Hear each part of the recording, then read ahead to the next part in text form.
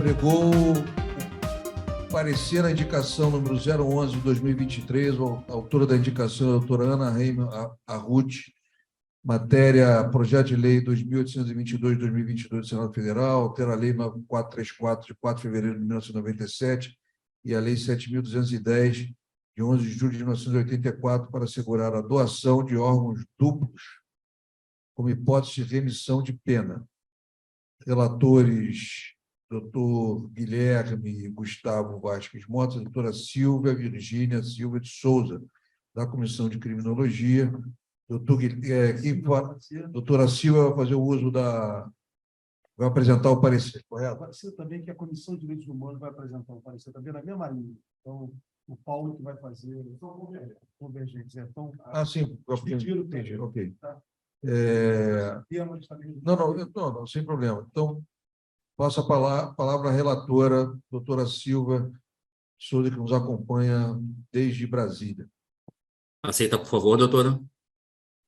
Aceitei. Boa noite, senhor presidente Sidney Sanches. Na sua pessoa, eu cumprimento a essa ilustre mesa. Não posso deixar de endereçar cumprimentos especiais à querida diretora Edmeia da Conceição. É um prazer, novamente, vir à tribuna, ainda que virtual, do plenário da Casa de Montezuma. Senhor presidente, gostaria de pedir permissão para dividir essa relatoria com o doutor Guilherme Mota. Nós elaboramos esse parecer conjuntamente também com a doutora Kátia Rubenstein Tavares e resolvemos dividir aqui o tempo, regimental que nos é destinado a essa relatoria de 10 minutos em duas partes. A primeira parte eu falo e a segunda parte do doutor Guilherme Mota, que nos acompanha virtualmente também, ali de Manaus, e que também é relator deste parecer, se assim Vossa Excelência permitir. Eu vou iniciar, então, trazendo aqui algumas considerações. Nós temos um parecer de 14 laudas. A exiguidade do tempo, eu vou me ater apenas aos pontos principais. Vossa Excelência já introduziu o parecer, trata-se do projeto de lei 2.822 de 2022, de autoria do senador Stevenson Valentim, senador pelo Estado do Rio Grande do Norte, pelo Podemos, apresentado ao Congresso Nacional no dia 21 de novembro de 2022, remetido à CAS, que é a Comissão de Assuntos Sociais, até a lavratura deste parecer, o projeto de lei estava sob relatoria do senador Otto Alencar, e depois ele deve ser encaminhado à CCJ, Comissão de Constituição e Justiça, e propõe alterações em duas leis, a Lei 9.434 de 97, que trata sobre a doação, remoção e doação de órgãos e tecidos humanos, e a Lei 7.210 de 84, que é a nossa famosa Lei de execuções penais, Em suma, nobres colegas que nos assistem, o projeto de lei, ele propõe a remissão da pena de até 50% do tempo de pena imposto em razão da doação de órgãos, As alterações propostas são as seguintes. Na primeira lei, que é a lei que trata sobre remoção de órgãos e tecidos, propõe-se alterar o artigo 9º, parágrafo 9º, incluindo no parágrafo 9º o seguinte teor, abre aspas, é facultado ao condenado, de forma livre e voluntária, devidamente acompanhado por advogado, na presença de juiz da execução penal e após ouvido o Ministério Público, doar órgão duplo, nos termos da lei, em caráter humanitário, para fins de remissão, na forma da Lei 7.210, de 1984. E na LEP, propõe-se a alteração do caput do artigo 127, do acréscimo dos parágrafos 9º, 10º, 11º e 12º, com as seguintes redações. No 9º, no caso de doação do órgão duplo, o condenado deverá ter cumprido 20% da pena para poder fazer uso da remissão. 10º, parágrafo 10º. Uma vez realizados todos os procedimentos necessários para fins da doação, ela será custeada pelo Estado e realizada nos termos da lei. Parágrafo 11º, 11. O condenado que realizar a doação fará jus a uma redução de 50% da pena total imposta, devendo cumprir o restante da pena em regime aberto, com condições a serem definidas pelo juiz da execução E o parágrafo 12, a remissão de pena por doação de órgão duplo não se aplica na hipótese de reincidência em crime hediondo. Nós dividimos, senhor presidente e nobres colegas, este parecer em seis tópicos, né? Os dois primeiros eu já acabei de fazer, que é a apresentação do parecer. O terceiro trata-se da fundamentação utilizada no projeto de lei. Basicamente, o autor do projeto apresenta dois fundamentos essenciais que a ele, enfim, segundo ele, relacionam-se com a dignidade da pessoa humana, com a solidariedade, e o terceiro é sobre o livre consentimento necessário para o preso, no caso de escolha da remissão pela doação de órgãos duplos, né? Na sequência, nossa análise debruça-se primeiro na matriz internacional, fizemos um levantamento dessa discussão no âmbito internacional, né? Há um movimento chamado Movimento Kindness for Life, e que foi apresentado no 6º Congresso Mundial de Bioética em 2002, pelo professor Leonardo Castro, que é titular da cadeira de Filosofia da Universidade das Filipinas, e que trata dessa possibilidade de barganha entre a pessoa condenada e a autoridade penal, para fim de remissão da pena. Na entabulação desse movimento, ele é entabulado pela Associação de Pacientes Renais das Filipinas e defende a posição que é apresentada nesse projeto de lei, ou seja, a doação de órgãos duplos, um rim ou um pulmão, pela remissão da pena em 50%. É importante destacar que, como nós vimos, o projeto trata que a pena, o restante da pena a ser cumprida seria em regime aberto, né?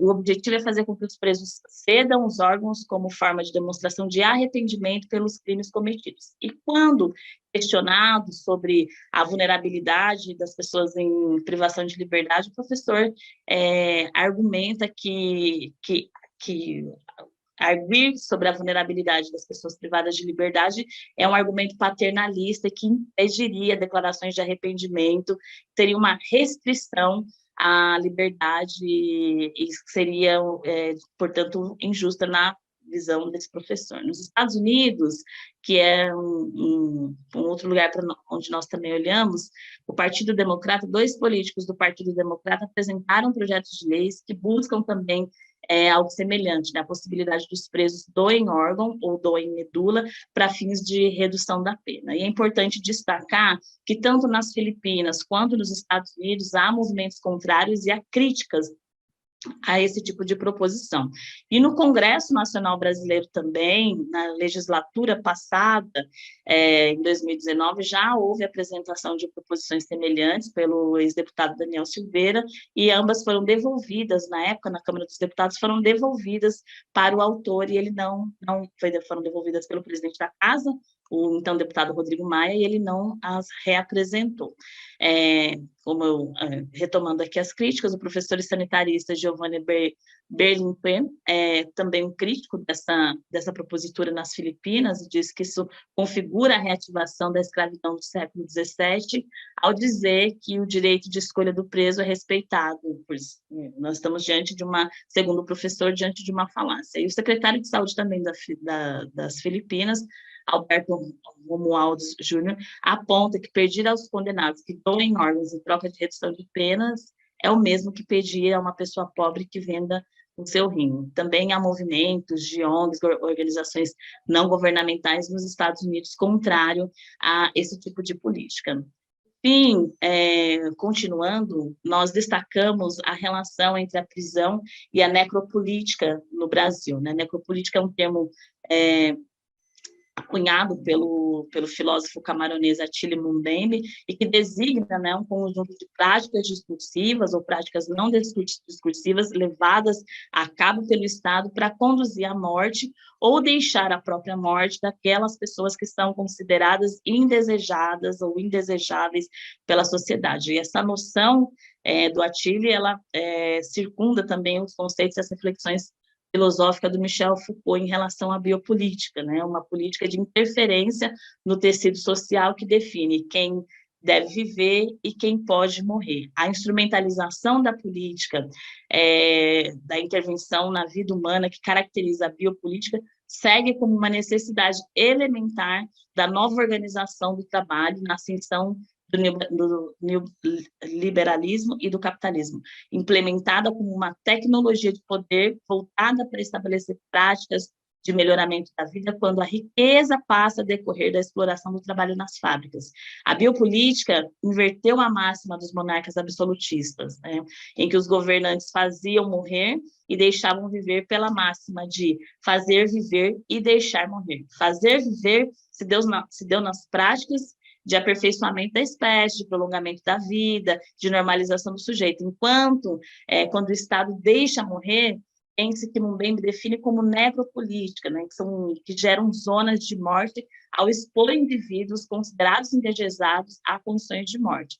Biopolítica e necropolítica são modos de governar as pessoas em que o Estado estabelece quem deve viver e quem pode morrer. A definição acerca de quem são aqueles expostos às práticas estatais de vida ou de morte, no entanto, sempre foram pautadas pelo racismo. Para concluir a minha parte, eu passo aqui para o ponto 5, onde nós fazemos uma breve digressão histórica sobre o racismo na história brasileira, né? No início do século II, o racismo estatal esteve relacionado ao critério eurocêntrico oferecido pelas análises das ciências positivistas, na criminologia positivista, que albergou visões hegemônicas de uma antropologia evolucionista, né? Nesse momento, o mainstream da ciência propunha uma hierarquia entre as raças, proliferando visões supremacistas, como se viu no nazismo, na opressão dos povos negros, dos indígenas aqui nas Américas, nos países colonizados, onde o racismo continuou imperando mesmo após o fim da escravidão, e onde a raça, o pertencimento étnico-racial é determinante para se estabelecer os lugares em que essas pessoas ocupam na pirâmide social. Pois bem, a definição da parcela da população a ser exposta às práticas de morte é feita também pelas forças do mercado, que enxergam o indivíduo improdutivo como uma espécie de inimigo social. Aqueles que não foram alvos dos investimentos fatalmente serão alvos das práticas de morte, da necropolítica. Nos presídios, percebe-se um perfil predominante. A população carcerária é composta majoritariamente de pessoas pobres, com ensino fundamental incompleto e que não possuem renda ou emprego, apresentam um histórico de abuso familiar e habitam em locais onde há ausência de serviços estatais, sendo majoritariamente pessoas negras. A composição social da população carcerária reflete o critério social que orienta a necropolítica. Os indesejados são os indivíduos que não representam nenhum acúmulo de capital e, por isso, não se inserem na lógica empresarial. Eu passo agora, senhor presidente, a palavra ao doutor Guilherme Mota, que fará a continuidade da exposição e a conclusão desse parecer. Muito obrigada. Obrigado, doutora Silvia. Emanuel, por favor, liberar o microfone do doutor Guilherme Mota. Aceita, por favor, doutor? Eu já diria um absurdo isso. Agora sim. Negócio, né? Esse projeto de lei, gente, isso é uma coisa, uma tortura em todos os sentidos, emocional, enfim, né? É impressionante a capacidade das pessoas. As pessoas podem ser tão ruins assim, né? Bom, doutor Guilherme, a palavra é sua. Boa tarde a todos e a todas.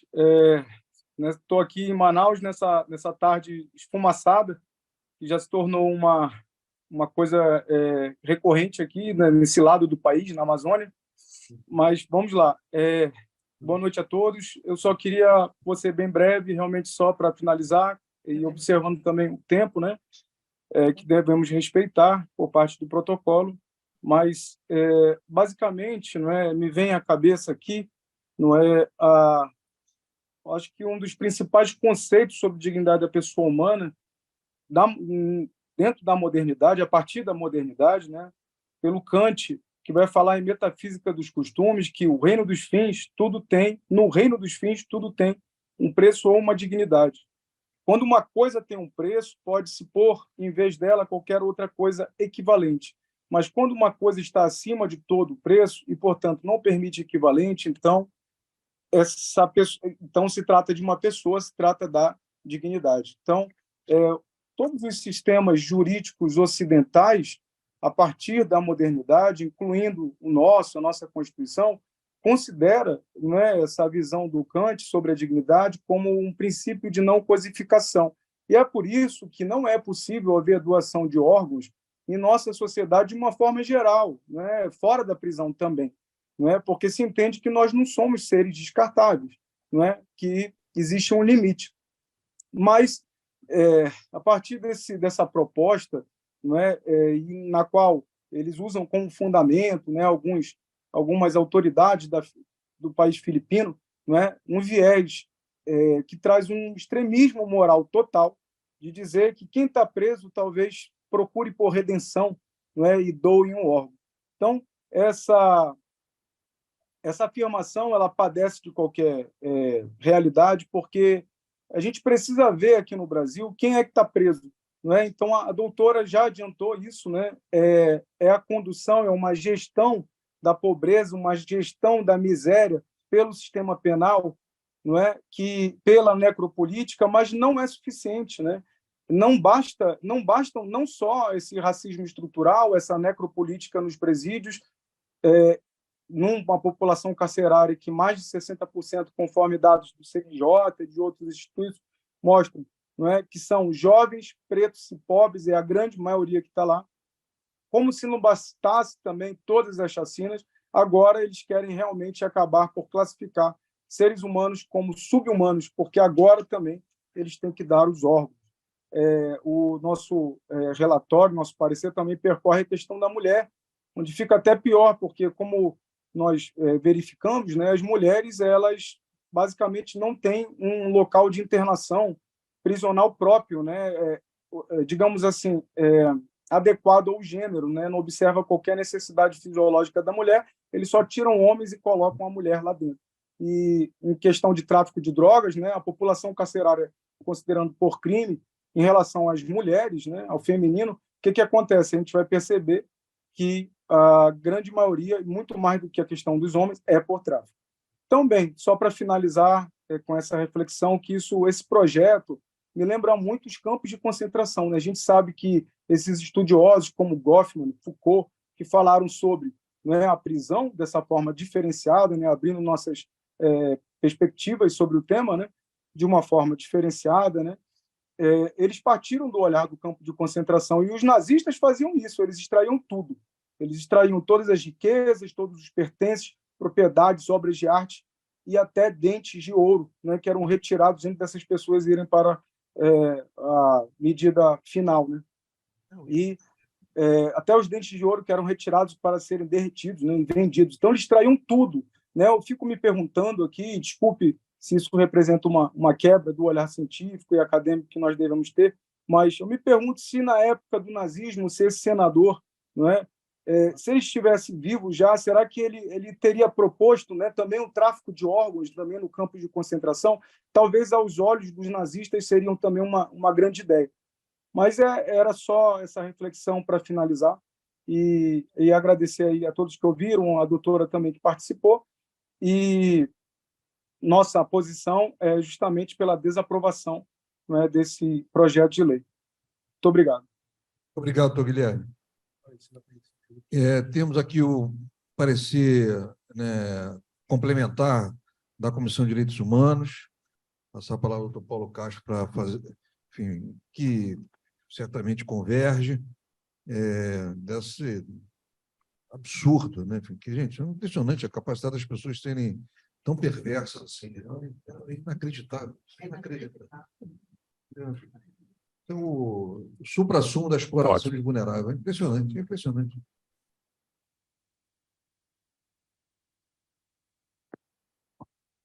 O parecer da Comissão de Direitos Humanos, melhor, vou voltar um pouquinho. A Comissão de Direitos Humanos, quando tomou conhecimento desse projeto de lei, já havia a distribuição para a Comissão de Criminologia. E não houve tempo assim de avocar a indicação para que pudéssemos também participar efetivamente do parecer. E, mesmo assim, decidiu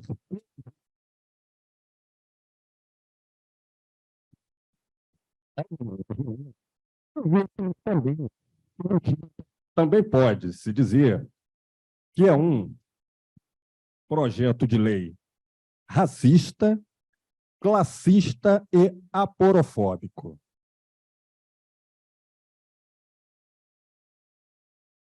Nesse mesmo diapasão, deve ser rejeitada a referida proposta legislativa por ferir tratados internacionais de direitos humanos, do qual o Brasil é signatário e ratificado pelo Congresso Nacional. A saber, cito aqui alguns exemplos: Convenção contra a Tortura e Outros Tratamentos ou Penas Cruéis, Desumanos ou Degradantes, de 1984, e Pacto Internacional sobre Direitos Civis e Políticos. Conclusão. Ex posit, infere-se que o projeto de lei 2.822 de 2022 deve ser rejeitado por configurar a possibilidade da prática de tortura, experimento científico, violação do princípio da dignidade da pessoa humana, atenta contra a possibilidade de autodeterminação e direitos da personalidade, viciando o consentimento da pessoa presa. Por outro lado, aí requer, portanto, a rejeição da proposta e que cópia do parecer seja remetida ao relator do projeto de lei, essa coisa toda. Então, nesse caso, senhor presidente, nós queríamos ofertar à Comissão de Criminologia apenas como uma colaboração ao parecer. Não, faremos o encaminhamento às autoridades competentes de ambos os pareceres, com certeza. Bom, eu... Somente bom, isso. Muito obrigado, muito obrigado. Eu ponho em discussão o parecer. Primeiro, passo a palavra à doutora Carmela, que nos assiste virtualmente, para a sua manifestação. Na sequência... Questão de fato, quer esclarecer?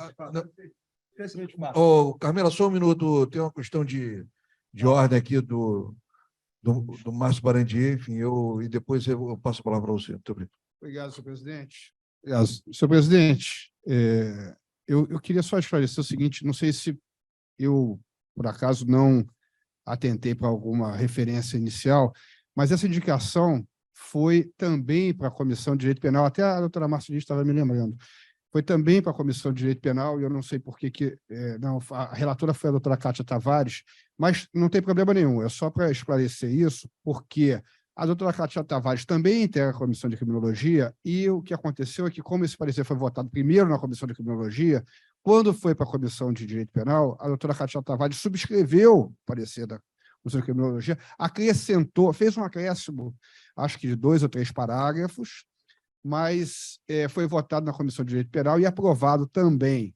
Então, mas eu queria só fazer esse registro de que a indicação também passou pela Comissão de Direito Penal, foi votada lá, um parecer, enfim, de comum acordo com a Comissão de Criminologia, chegamos a essa conclusão pela rejeição do projeto de lei. Então, é só esse esclarecimento que eu queria fazer. No encaminhamento, faremos essa observação, enfim, que na matéria também foi submetida à Comissão de Direito Penal, que subscreveu o parecer da Comissão de Criminologia, presidida aqui pela doutora Márcia Diniz. Obrigado.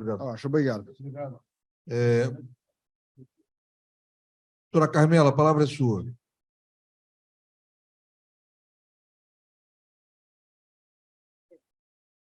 Emanuel, por favor, liberar o microfone da doutora Carmela. Aceita, por favor, doutora. Boa noite a todos e todas, na pessoa do nosso presidente Sidney Sanches. Estou aqui na OAB, na subsede dentro da OAB do Rio Grande do Sul, com o nosso colega aqui, Fábio Beckman Schneider. E não sei se me escutam bem, mas quero cumprimentar aos pareceristas e a indicante, né, a pessoa indicante, e apenas destacar que, além de todos os argumentos que trouxeram sobre a aporofobia, necropolítica, nós temos evidências de que como esse projeto ele não tem nenhuma base, além de todas essas violações que ocorrem, as pesquisas do CNJ, e uma específica agora de 2023, que fala letalidade prisional, uma questão de justiça e saúde pública, encomendado pelo CNJ, fala o quão é a situação de gravidade da saúde das pessoas presas, e faz um levantamento de que uma pessoa com tuberculose na prisão seja 30 vezes maior do que a população em liberdade. E o risco de morte por enfraquecimento extremo é 1.350 vezes maior de quem está entre quem está na cadeia e de quem está na população em geral. Então, na verdade, essa questão aumenta ainda mais essa questão de querer exterminar as pessoas que estão presas, né, que é uma condenação à pena de morte, porque a pessoa, além de doar o órgão que pudesse ocorrer, no caso, se ocorresse, na expectativa de ter uma remissão, ele já vai morrer lá dentro, porque não tem nenhuma saúde pública que o Estado oferece. Então, assim, só apenas cumprimentar os colegas e reiterar da gravidade dessa propositura e que há as evidências de que o Estado é deficitário demais na questão da saúde da população prisional. Obrigado, doutora Carmela. Bom, e fazer o registro do doutor Fábio Bock, que nos acompanha também. E agora, próximo... Doutor Sampaio.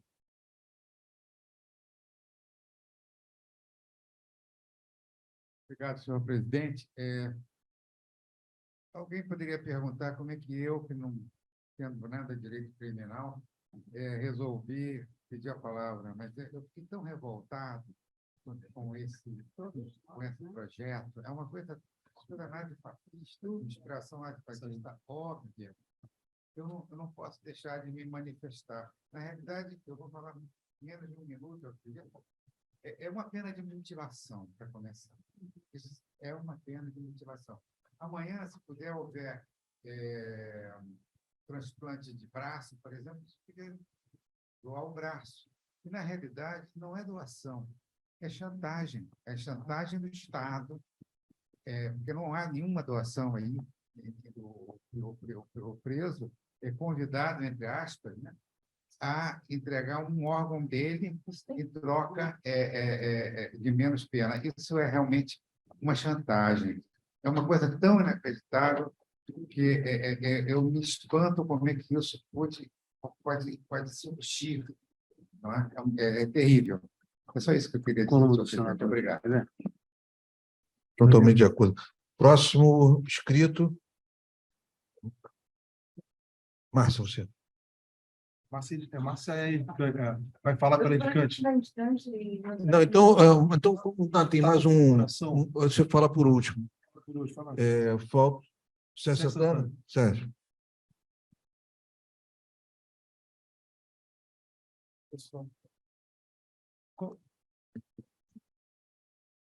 Senhor presidente, ilustres membros da mesa, meus caros colegas que estão no plenário físico e no plenário virtual, boa noite. Desculpe. Steven, senhor do Podemos do Rio Grande do Norte. Primeiro, eu queria saudar os novos membros, sejam bem-vindos, tenho certeza que vão contribuir aí para o debate. Segundo, eu queria ter uma clareza maior, acho que a Márcia vai poder depois explicar, para quem que vai ser encaminhado, porque eu acho que nós estamos num momento em que a visão institucional é fundamental. Então, além do parlamento, além da presidência da República, porque tem a comissão, tem o Ministério dos Direitos Humanos e outras áreas importantes, eu acho que deveria ser encaminhado também para o Conselho Federal da OAB, acho que deveria ser encaminhado para a Defensoria Pública da União, deveria ser enviado para a Advocacia Geral da União e também para o Ministério Público Federal. Eu acho que é importante que comece também a ter essa interlocução, principalmente do IAB, com essas importantes estruturas do Estado brasileiro, principalmente para aprofundar o Estado democrático. Basicamente isso, parabéns aos pareceres. Eu ia fazer exatamente isso, não um encaminhamento de todas essas instituições, porque, enfim, mas um dos pontos seria discutir o encaminhamento. Doutora Márcia, a palavra é sua.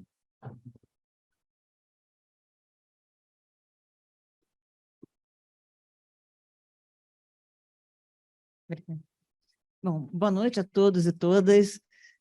Também, inicialmente, eu queria muito cumprimentar, na verdade, eu também sou proponente da Fernanda, e estou muito feliz com o seu ingresso aqui nos nossos quadros. Tenho certeza que nós vamos ter muito trabalho pela frente juntas. Parabéns pela tua vinda, estou super, super feliz. E também com o Daniel.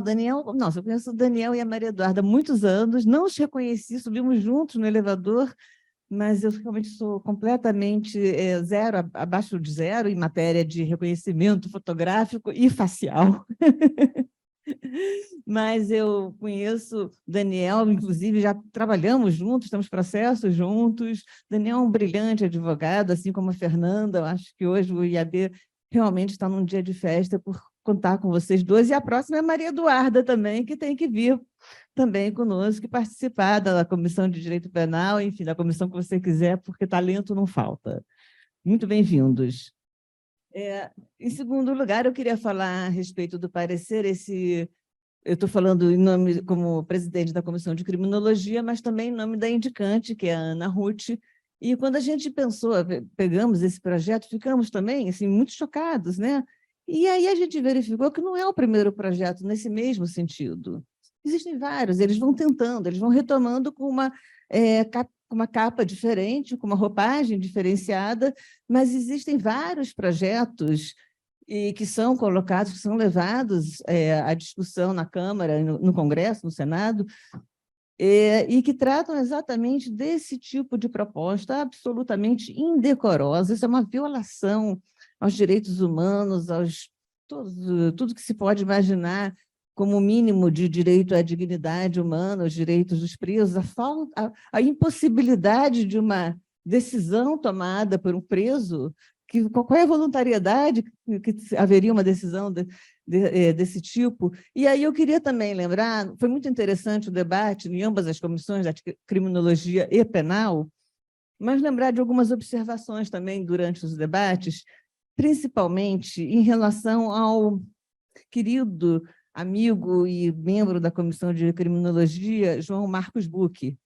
O João Marcos ele foi, durante 30 anos, juiz da Vara de Execuções Penais em Joinville, e ele instituiu em Joinville, esteve aqui conosco recentemente, né, lançando 2 livros dele, Prisão e Justiça e Lágrimas Aprisionadas dos Homens. E o João Marcos ele fez uma gestão assim, fantástica, completamente diferenciada na Vara de Execuções Penais de Joinville, e um dos projetos que ele implementou lá com muito sucesso foi exatamente de remissão da pena com leituras de livros. Ou seja, a cada livro que se lia, se concedia 1 ou 2 dias de remissão. Eu não sei exatamente qual era a proporção, mas seria exatamente um projeto de remissão de pena, mas de uma forma construtiva, de uma forma respeitadora, aqueles que são excluídos da sociedade, que são colocados naquele marasmo, naquela situação degradante e humilhante, como todos sabemos que é a situação das nossas carceragens, inclusive reconhecido pelo Supremo Tribunal Federal. Então, nós temos que estar sempre atentos. Esse projeto nós mandamos, né, fizemos esse parecer, mas certamente vamos tentar fazer o possível para que o nosso parecer surta efeito e ficar atentos, porque outros projetos no mesmo sentido virão. Infelizmente, nós não temos ainda congressistas tão preocupados como o João Marcos Bucchi e tantos outros. Agora ele está implementando isso também. Em Salvador foi implementado esse mesmo projeto e em vários outros estados, que é exatamente a preocupação com efetivamente diminuir o tempo de carceragem, se não terminar, mas, enfim, pelo menos diminuir, e respeitar o preso. Isso é fundamental. Então, nós realmente, como instituição na vanguarda do direito, que preservamos o Estado Democrático de Direito, nós temos que estar muito, muito alertas, porque esse projeto a gente se manifestou, mas outros virão. Então, nós temos que ser muito firmes em relação a essa posição. Eu agradeço imensamente a Silvia Souza pelo parecer, ao Guilherme Mota também, que sustentaram brilhantemente. Obrigada. Pena que vocês não estejam aqui conosco hoje presencialmente, mas em breve eu sei que estarão. E agradecer também a contribuição da Kátia Tavares, da Comissão de Penal, do Paulo Castro, da Laura, que também se manifestou na Comissão de Direitos Humanos, e dizer que realmente é muito importante que estejamos todos juntos, todas as comissões, e o IAB como um todo, lutando contra esse tipo de absurdo. Muito obrigada. Obrigado, doutora Márcia. Bom, a discussão foi, né, muito clara, né? Enfim, eu ponho, antes de pôr em votação, eu acho que, na verdade, não há possibilidade, né, de qualquer. A única ressalva que eu faço é o encaminhamento feito pelo doutor Sérgio Santana, já que no parecer da Comissão de Criminologia, ele tem um posicionamento final, mas não tem um encaminhamento. Então, e na conclusão da Comissão de Direitos Humanos tem a recomendação de encaminhamento ao relator, que é o senador Otto Alencar, e à Comissão de Assuntos Sociais do Senado Federal.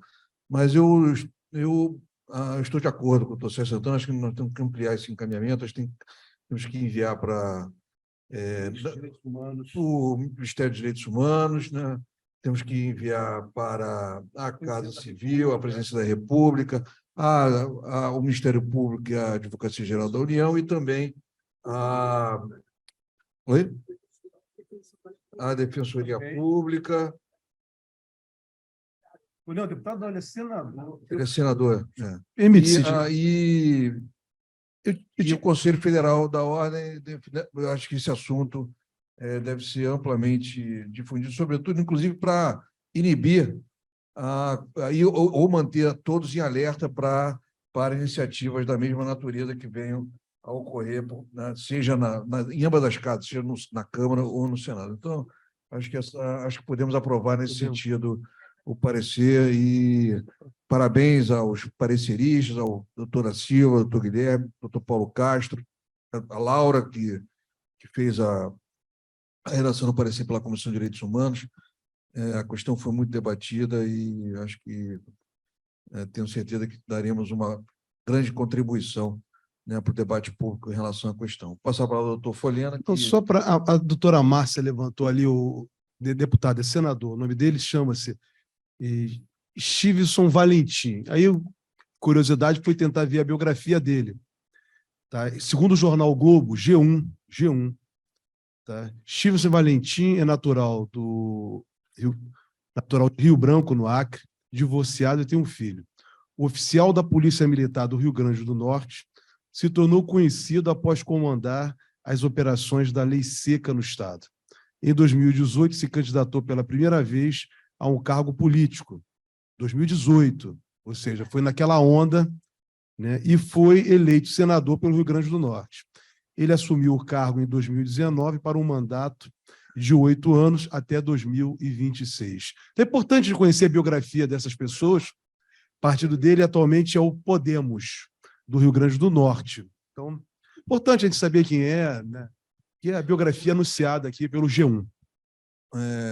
Bom, aprovado por aclamação, né? Então, parabéns.